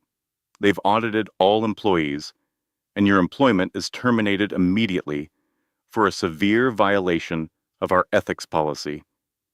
You were recorded ejecting your wife and newborns from your home into the freezing cold. Blake Holdings has a zero-tolerance policy for domestic abuse." Ryan's face went pale. How did they know? His severance package would be $0. Security escorted him out of the building. By 7:30 on Christmas Eve morning, Ryan was jobless, with no severance and no prospects. When he reached his car, an envelope was tucked under the wiper. Inside were divorce papers, custody papers, and a short note. "The babies are mine. You surrendered your rights when you threw them out. I'd attached the DNA test results showing a 99.9% probability. Congratulations, you just destroyed your own family. Signed, Sarah. He threw up right there in his car. At 8 in the morning, Barbara's doorbell rang while she was making breakfast. It was an eviction notice. The letter stated her tenancy was terminated for a fraudulent housing application. She had 72 hours to vacate. She immediately called the property management company, insisting there was a mistake. There's no mistake, ma'am, Thea said. The building was just acquired by Blake Properties, LLC. Your application had false information. You have 72 hours. Who is Blake Properties? She demanded. I'm not at liberty to say, ma'am. She hung up, her hands trembling. 10 minutes later, there was another knock. The police. Are you Barbara Mitchell? We have a warrant for your arrest on charges of embezzlement, fraud, and money laundering. They put her in handcuffs as Tom just stood there in shock, watching them take his wife away in a police car on Christmas Eve morning. The judge set bail at $100,000, which he couldn't afford, so she stayed in jail. When Melissa got to her boutique at 9, an eviction notice was on the door. The building was condemned for code violations. She called the management office. What violations? The new owners, Blake Commercial Properties, found fire code violations, electrical hazards, and mold, they told her. When she went inside, she found another envelope. It was a civil lawsuit for defamation, fraud, conspiracy, and emotional distress from a Catherine Sarah Blake. The damages sought were $2.5 million. Attached were stills from the fake videos and bank statements showing her payments to Connor Briggs. We even included their text messages. It was everything. She just crumpled to the floor. They had proof of absolutely everything. Tom got 3 calls that morning. His top clients were all terminating their contracts. Then his bank called to inform him that his business loan, which had just been acquired by Blake Financial Services, was due in full. In just 3 hours, Tom lost 80% of his business and was facing a 6-figure debt. He called Ryan. Something is happening. Someone is coming after us. Ryan's voice was empty. I know who it is. It's Sarah. Sarah, your wife? The copywriter? How is that possible? I don't think she's a copywriter, Dad, Ryan said. I don't think we ever knew who she was. They all met at the house, Tom, Melissa, and Ryan. Barbara was still in jail. They sat in the same living room where they had schemed against me. Somebody named Blake is systematically ruining us, Tom said. Who in the world is Blake? Melissa whispered to him. Sarah's last name is Blake. The room fell silent. No, that's impossible. She's a nobody, Ryan said. Did you ever actually look at her bank statements? Tom asked. No. Did you ever truly know her at all, Ryan? Ryan's face fell apart. Oh my God. What if we were wrong about everything? Melissa pulled out her phone and searched for Catherine Blake, CEO. The results popped up, Forbes articles, business magazines, and photos. And there she was. It was me, but in expensive designer suits. There I was, standing in front of skyscrapers, accepting awards. The headlines read, PropTech Princess Catherine Blake takes company public at 28, and Billionaire CEO of Blake Holdings, valued at $1.8 billion. Catherine Blake, the youngest self-made female billionaire. Melissa's phone slipped from her hand. Oh no, no, this can't be. Ryan grabbed her phone and stared at the screen, at his wife, his billionaire wife, whom he had thrown out into the cold. This can't be real. But it was. Every article, every photo, confirmed it. Sarah Blake was actually Catherine Sarah Blake, a billionaire CEO, and they had called her worthless trash. They had mistreated her, tossed her and her children, his own children, out into the freezing night because they thought she was unimportant. Tom said what they were all thinking. We're finished. We are completely finished. Ryan looked down at the photo on Melissa's phone. It was me, looking powerful, confident, and completely in control. He had tried to destroy me, and in doing so, he had given me every possible reason to destroy him in return, and I was only just beginning. On December 26th, 2 days after Christmas, an announcement was made at 8 in the morning. The CEO of Blake Holdings, Catherine Blake, will hold a press conference at 2 in the afternoon regarding recent events. The national news outlets, CNN, Fox News, MSNBC, picked up the story right away. You know, it's funny to think back on that day. All the news stations were in a tizzy, wondering what this big press conference was all about. Blake Holdings was a huge deal, of course, so anything your grandmother Catherine did was news. The whole thing was at the Charlotte Convention Center, and I remember they told me every single one of the 2,000 seats was filled. I was upstairs in a hotel suite, just trying to breathe. My friend Emma was there, helping me into this beautiful white Armani suit, tailored just for me. I remember thinking about the color, white for innocence, for truth. My hair and makeup felt like a mask, making me look powerful and calm, even though my heart was pounding. You and your brother were next door with a nanny and even a doctor, just to be safe. I needed to know you were protected. David came in, then, his face all worry lines. He asked if I was sure, that there was no turning back after this. I just told him, I'm sure. I explained the videos would make people feel things, that the story would be huge. He said, good, and I agreed. I wanted the whole world to see what they did. I took one last look in the mirror, and it was like looking at a stranger. That was it, the moment I decided to stop hiding. I told him, let's begin. I walked onto that stage at exactly 2 o'clock. The whole room just went silent, except for the endless flashing of cameras. I saw this sea of faces, all looking at me. I got to the podium, tapped the microphone, and looked right into the cameras. I told them, my name is Catherine Sarah Blake. I am the founder and chief executive officer of Blake Holdings, a property technology company that is currently valued at $1.8 billion. I am 32 years old. I built this company from the ground up after my parents passed away in a plane crash 7 years ago. I let that hang in the air for a second. Then came the hard part. I told them I was the woman in those videos that were starting to pop up online. I had to describe them, for everyone who hadn't seen them yet. Videos of me being thrown out of my own house near midnight on December 23rd, holding my 10-day-old twin sons, you two, in 28-degree weather. Me still trying to heal from a C-section. Videos showing me on that porch, bleeding, holding my screaming babies, just begging them but not to throw me away like I was nothing. The room just exploded. Reporters were yelling questions all at once. I had to hold up my hand and ask them to let me finish, that they could ask questions later, and they quieted down. So, I told them everything, starting from 4 years before, when I met a man named Ryan Mitchell.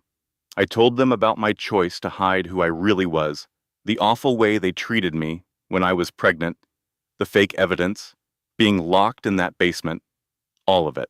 The birth of my children, and then being tossed out into the cold. And as I was talking, the screens behind me started showing what I was describing, the footage from the hidden cameras. Everyone watched in absolute horror. They saw Barbara pouring my breast milk down the drain. They saw Melissa shoving me right near the stairs and Barbara locking me in the basement. They watched the whole family scheming to create fake proof against me and then using it. They saw Barbara spit in my face and Ryan push me out the door, and they saw me on that porch with my tiny babies freezing, By the end of it, I swear, half the people in that room were crying. The other half just looked furious. After the videos, I started speaking again. I told them they threw me out because they chose to believe fabricated evidence that I had been unfaithful to my husband. They refused to even listen to me when I denied it. I remember I paused there, just to let the weight of it land. They chose to believe lies rather than trust the mother of those children. Then I told them the part they didn't know. What the Mitchell family did not know when they threw me out, I said, is that they were living in a house that I own. They were working for companies that I own. They were surviving on money that was provided by my own generosity. You could hear everyone gasp. Their entire life was funded by me. I told them Ryan worked for a company I owned, that Barbara and Tom lived rent-free in a house I owned through a charity I'd set up. Melissa's little shop was in a building I owned. I made it very clear that their whole world was built on my kindness. I let that sink in for a moment. And they repaid my kindness by locking me in a basement, by creating false evidence of an affair, by throwing me and my newborn sons out into the freezing cold on December 23rd, just 10 days after I gave birth by C-section, while I was bleeding, had an infection, and could hardly even walk. My voice got quiet then, but stronger. I told them I wasn't a victim. I was a mother protecting her children, a CEO who wouldn't tolerate abuse, a woman who refused to be thrown away. I clicked to the next slide, which had pictures of Ryan, Barbara, and Melissa. I announced I was filing for divorce and for full custody of my sons. I listed the criminal charges: child endangerment against all three of them, fraud and conspiracy against Melissa for the fake videos, embezzlement against Barbara for stealing $127,000 from her husband. Then came the civil suits for defamation and emotional distress. And of course, I was ending all our business ties. And with their pictures still on the screen, I announced I was making a $5 million donation to start the Haven House Foundation, a shelter to help abused mothers and their children. The room went wild again. I raised my hand just one more time. I needed them to understand why I did it. It wasn't just for revenge, even though I knew justice would be served. I told them, I am sharing it because abuse can happen to anyone. Wealthy women are abused, poor women are abused, educated women are abused. It happens behind closed doors in both mansions and mobile homes. I looked right into the cameras and spoke to anyone out there who might be in a similar situation. If you are being abused, please know this. Document absolutely everything. Trust your instincts. Protect yourself legally. Leave when it is safe to do so. And please understand that you deserve so much better. You deserve safety, respect, and love. Never settle for anything less. I just said, thank you, and walked off that stage into a storm of activity. It felt like the whole world exploded. Within 30 minutes, the conference was the #1 trending topic everywhere. Headlines like, Justice for Sarah, The Blake Twins, Billionaire Abuse. In the first 24 hours, the videos had 200 million views. Every network covered it. The stories were wild. A billionaire, CEO, hidden as a housewife, reveals shocking abuse. A family throws out a CEO and her newborn babies. They had no idea she was a billionaire. Everyone had an opinion. Celebrities were tweeting their support. Oprah, Reese Witherspoon, Ellen. The Mitchells couldn't even leave their homes. Reporters were camped out on their lawns. Their phone numbers got out somehow, and they were flooded with thousands of hateful messages. I even had to make a public statement against the death threats. That wasn't what I wanted. Ryan tried to go to the grocery store once and was recognized right away. People started yelling at him, things like, "You threw out your own babies," and Your wife was a billionaire, and you treated her like garbage. He just ran out of the store. Barbara, who was out on bail, tried to defend herself on Facebook, saying I was deceiving them. Oh, that backfired beautifully. Someone replied, so you abused a pregnant woman because she secretly had money? Another person wrote, she wasn't deceiving you. She was testing you, and you failed miserably. You are a monster. Just like that, they were pariahs. The funniest part, though? Blake Holdings' stock actually went up 12%. The investors saw it as a good thing, that their CEO was strong and had overcome something terrible. I did interviews with everyone. 60 Minutes, Good Morning America, The Ellen Show. I was even on the cover of Time magazine. The headline said, The CEO Who Fought Back. I became a symbol for survival and strength. The Mitchells, well, they became symbols too. Symbols of cruelty, of ignorance, and of what happens when you underestimate someone. Their names were ruined forever. It all happened so fast, starting just 3 days after the press conference on December 29th. And then, honey, the dominoes started to fall. For Barbara, they brought a mountain of charges: endangering a child, false imprisonment, assault, and all sorts of financial crimes. Melissa got hit with a few of the same, like child endangerment and fraud. Ryan was facing charges for endangerment and assault too. Your grandpa Tom, though, he wasn't charged with anything. He sat down with them and told them everything, a decision that I think saved a small piece of his soul. The trials were quick. There was just no way for them to argue. Those video recordings told the whole story. I remember the prosecutor playing the audio of Barbara planning to fake evidence. He even showed the jury the clip of her spitting on me. A doctor came in and explained how my infection was made worse by being forced to work. A fire marshal described how dangerous that basement was. It took the jury just 1 hour to come back. Guilty on everything. The judge, I'll never forget his words, he said, Mrs.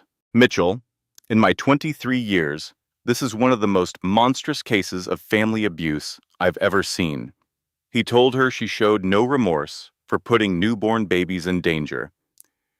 She got 12 years in a federal prison. And you know what she did? She screamed that I was a liar and that I deserved it.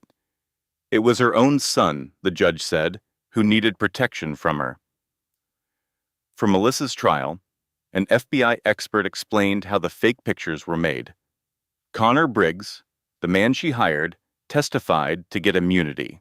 He told the court she paid him $15,000. He said she instructed him to make the pictures look as real as he possibly could. They showed the court text messages between Melissa and Connor. Melissa had typed, "Make her look bad." His reply was, "These will be very convincing." Her answer? "Perfect. I want her gone." That was all it took. The jury found her guilty, and she got 6 years in federal prison and had to pay a $25,000 fine. When it was Ryan's turn, his lawyer tried to say he wasn't in his right mind, that his mother had too much influence over him. But all the prosecutor did was play that video. There was Ryan, shoving me out the door, his face completely blank. I had to get on the stand and testify. It was the first time I'd seen him since that night. The prosecutor asked me to describe what happened on December 23rd. I stayed very calm and just told the truth. My husband forced me out of our house, I said. I was 10 days postpartum, bleeding from an infected C-section and holding our newborn sons. It was 28 degrees outside. He pushed me, then he shut and locked the door. Then he asked if Ryan had said anything. I looked at him and said, he told me he didn't know if the babies were his. I explained how I'd told him over and over they were, even offered a DNA test the next day. But he chose to believe lies instead of me, instead of protecting his own children. And how did that make you feel? The prosecutor asked. I looked right at Ryan for the first time. I told them I felt betrayed, heartbroken, and utterly alone. He just sat there, sobbing. The jury found him guilty of child endangerment, but not assault. They thought he'd been manipulated. His sentence was 3 years of probation.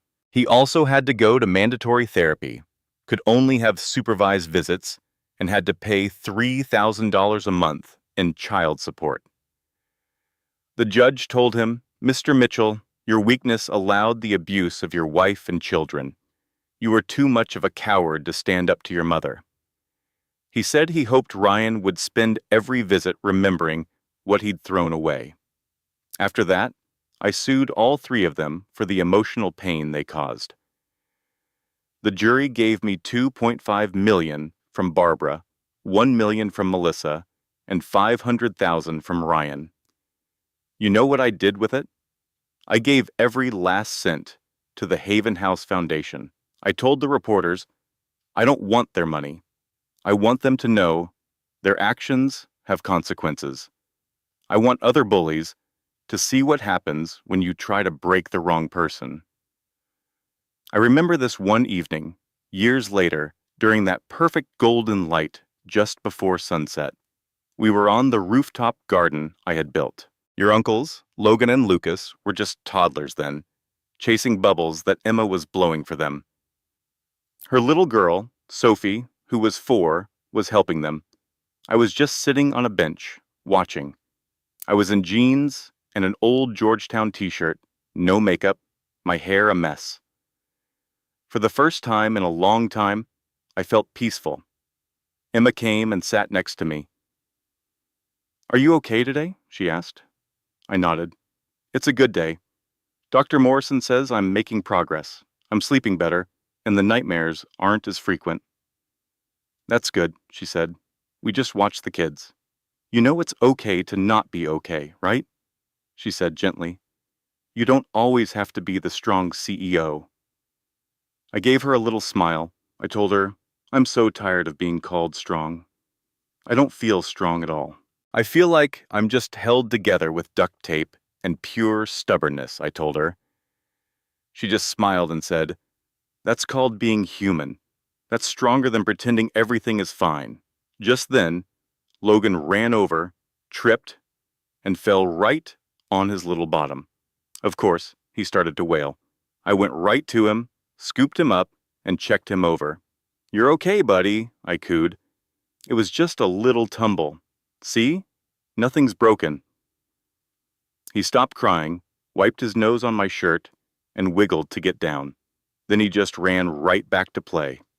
"You're an incredible mom, you know that?" Emma said. I watched my boys. "I'm a terrified mom," I confessed.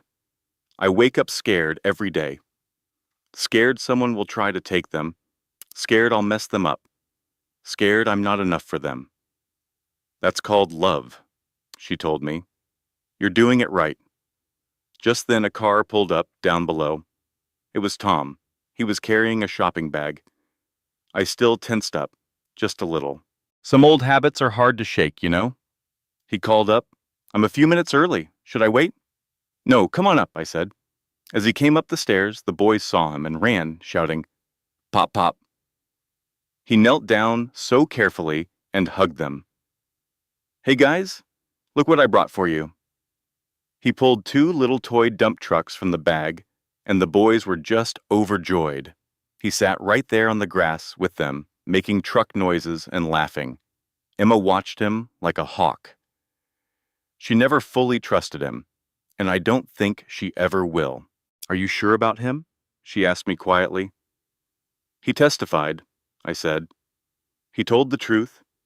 He's trying, and the boys deserve one grandparent who isn't a monster." "He let a monster run wild for 40 years, she reminded me. "I know," I said. "But he's also the only one who ever showed real remorse. the only one doing the work to change. So I'm giving him this one, supervised, limited chance. Tom looked over at me then, caught my eye, Miles, and mouthed the words, "Thank you." I just gave him a little nod. Then my phone buzzed. It was a text from a number I didn't recognize. I knew I shouldn't, but I looked. It said, "Please, I know I don't deserve it. I know I destroyed everything. But please, just talk to me one time. Let me explain. Let me apologize properly. I'm begging you, Sarah. Please." It was Ryan. I just stared at the message. Emma read it over my shoulder. "Are you going to respond?" she asked. "No." "Good," she said. "He wants forgiveness to make himself feel better. That's not your job anymore. Your job is protecting your sons, and you can't do that by letting their father back in. He's the man who threw them out in the cold at 10 days old." But what if he has changed? I thought out loud. What if he really means it? Then he can prove it, she said, by respecting your boundaries, paying his child support on time, and showing up to his supervised visits sober and ready. He can prove it by doing the work without needing you to watch him. I deleted the message and didn't reply. You know, I don't hate him anymore. I just feel nothing for him. And that, my dear, is freedom. We sat there for a while, watching the kids play. Blake Holdings, my company, is now valued at $2.2 billion. I've been on the cover of Forbes 3 times. And the Haven House Foundation, it's now in 8 states. We've helped 2,847 mothers and their children in just 18 months, and we're still growing. I spend a lot of my time mentoring survivors and sharing my story. I've started dating a little, but nothing serious. I'm just not ready. My boys and my work are enough for now. As for Ryan, he works at a car wash for $15 an hour. He lives in a tiny studio in a rough part of the town. He sees his sons once a month at a family center. At every visit, the boys cry. They don't know him. They just call him that man. And at every visit, Ryan cries too. He's in court-mandated therapy, but he goes to extra sessions because he says he wants to change. He sent me a 12-page letter once, full of apologies and excuses. I never wrote back. I heard he has one photo framed in his apartment of me holding the twins in the hospital, just hours after they were born. Before he broke our world, they say he looks at it every night, a reminder of everything he threw away. He'll never work in property management again. His name is poison in that industry. Any background check shows his criminal record, the news articles, the videos. He is completely and utterly alone. A broken man who has to live with his choices. Barbara is serving her 12 years in a federal prison down in West Virginia. She works in the laundry for 12 cents an hour. She doesn't get any visitors. Ryan tried to see her once, but she turned him away. Tom filed for divorce. Melissa is in a different prison, also completely alone. She sent me a letter once, starting with, "I'm sorry, I was wrong, please forgive me." I tossed it into the fire without reading the rest. Barbara will be 74 years old when she gets out, if she lives that long. Melissa is 2 years into her 6-year sentence in a prison in Kentucky. She lost custody of her daughter. Her ex-husband was given full parental rights. Her job is in the prison kitchen. She tried to take her own life twice and is now on constant watch. Every week, she writes me letters apologizing. She sends them, but I never write back. Melissa will be 35 when she's released, with no career, no family, and no future. Tom is the only one who stayed out of prison. He lives in a small apartment with his brother now and works part-time at Home Depot for $13 an hour. He gets supervised visits with you boys once a week. He comes over, brings you toys, reads you stories, and plays so gently with you. You seem to like him. You call him Pop Pop. I only allowed it because he was the one person who seemed truly sorry, who testified against his own family, and who tried to make things right. He cries every single time he sees you two. I'm so sorry, he tells me every single visit. I am so incredibly sorry for what I let happen. I don't offer him forgiveness, but I don't try to punish him further either. You stood by and let something awful happen, I told him once. You knew it was wrong, but you chose to be quiet. But you also tried to help me, even though it didn't work. For that, I'll give you this one thing. You can know your grandsons, but you will never, ever have our trust. He just nods his head and accepts it. He knows it's more than he deserves. The sun is starting to set now, casting that beautiful golden light over everything. Tom is bringing you boys back to me. Thank you for today, he says. I'll see you next week. Then he leaves quietly. Emma is gathering up Sophie's things. Same time next week, she says. Love you, boss. I always remind her, I'm not your boss anymore. We're friends. Fine, she says with a smile. Love you, friend. They give each other a hug, and then Emma's gone. Finally, it's just me and my boys. You're both getting sleepy, rubbing your little eyes. Okay, you too, I say. Let's get inside for a bath, and then it's bedtime. Logan whispers, Story, Mama? Yes, my sweet boy, I answer. There's always a story. Then Lucas says, Mama, stay. My eyes well up a little, but they're happy tears, healing tears. Yes, Mama will always stay. Mama is never, ever going to leave you. Not for a single second. I scoop both of you into my arms. You're getting heavy now, but I can still manage. I carry you toward our home. People often ask if I have regrets, if I regret hiding my money, marrying your father, or if I wish I'd done things differently. The honest answer is no. I don't regret any of it. Every choice I made brought me to this very moment. It brought me to you two. They did everything they could to break me, and for a while, they did. I was shattered into a million pieces on that cold porch 18 months ago. But here's the one thing people like them never understand about breaking someone. You don't get to choose how they put themselves back together. I rebuilt my life, but I came back stronger, sharper, with a much clearer idea of what really matters. I'm not the person I was. I don't trust easily. My house has a security system that could give Fort Knox a run for its money. I see a therapist twice a week, and I take medication for my anxiety. A loud, unexpected knock on the door can still send me into a panic sometimes. I've been damaged, yes, but I am not broken anymore. There's a huge difference between the two. For anyone out there who might be listening to this, who's in a dark place right now, I want you to know that I see you. 18 months ago, I was you. I was standing in the freezing cold after they had taken everything from me, my dignity, my safety, my family. I truly believed I was powerless. I thought I had nothing left at all. But I was wrong. I still had myself. I still had my will to live. I still had my deep, fierce love for my children. And that was enough. In the end, that was everything. But now we're inside for bath time. They splash and giggle, and I wash their hair, so careful not to get soap in their eyes.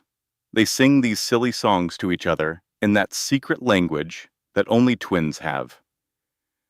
After the bath, it's pajama time. Logan wants the ones with dinosaurs, and Lucas always picks the rockets.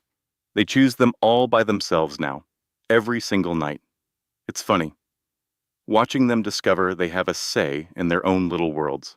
Then we cuddle up for a story. I read Where the Wild Things Are. It's the same book your granddad was reading to some kids the day I met him.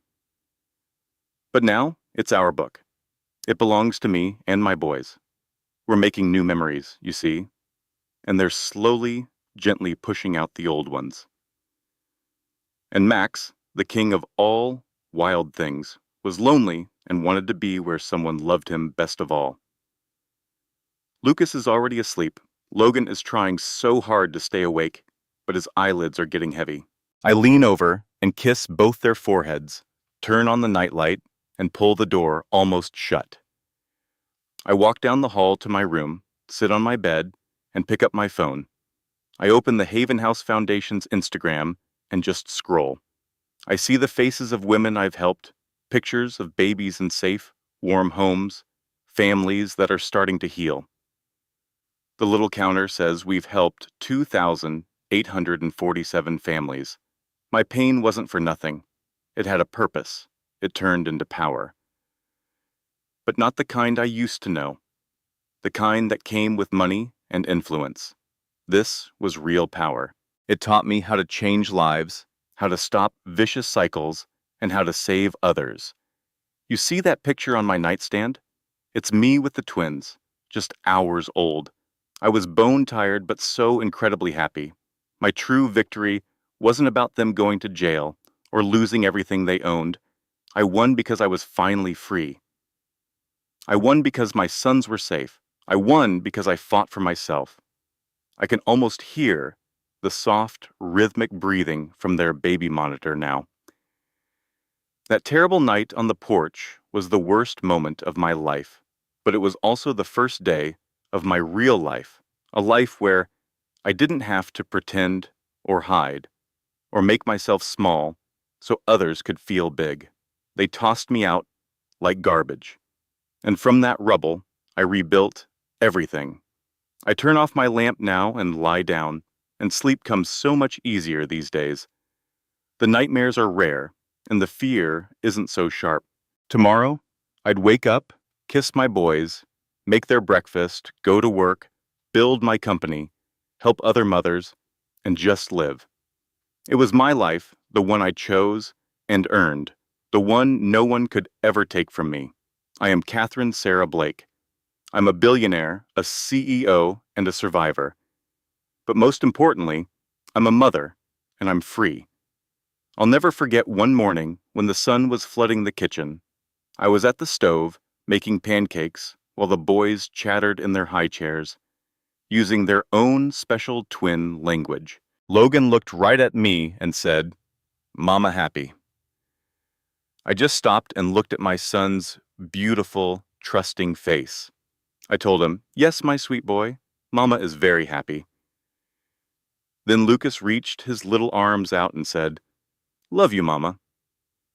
Oh, the tears came again, but they were the good kind, the kind that heal. I told them, "I love you both, too, more than anything in the world," and kissed their heads. They giggled and got sticky pancake hands all in my hair, and I couldn't have cared less. Emma walked in with coffee and handed me a cup. We stood together, just watching the boys enjoy their messy, happy breakfast. "You actually did it," she said. "You know, you survived." I just smiled. "We did it," I told her, because I never would have made it without her. Then she asked what was next, what other huge mountain I was planning to conquer. I looked over at my boys and the safe, joyful life I'd built. "Nothing," I said. "There are no more mountains. Just this. Just being with them. That's enough for me. That's everything." The boys suddenly burst into giggles over some private joke, that pure, unfiltered joy of a child. And I found myself laughing right along with them. It was a real laugh, completely free. This was my life now. This was my family. And this was my happiness. That's the heart of the story, really. If my story touches you, if it reminds you of your own resilience or gives you a bit of hope when things are tough, I hope you hold on to that feeling. I often wonder what others might have done in my shoes. Your own story has so much value, and I hope you know that. If there's someone in your life who needs to hear a message like this, I hope you share it with them. And if you ever feel lost, please remember this story and stories like it. They can try to break you, but they can't decide how you rebuild yourself. You are stronger than you think. I share these things with you not for pity, but to bring you a sense of hope and inspiration. Every story like this is a lesson meant to empower you to face your own challenges and find that incredible strength you have inside you. This content was carefully researched, developed, and manually edited by our team to deliver meaningful stories with valuable life lessons. Every narrative is crafted to entertain, inspire, and empower our audience. We believe that great stories can change lives, and we are committed to bringing you content that matters. Thank you for being part of our community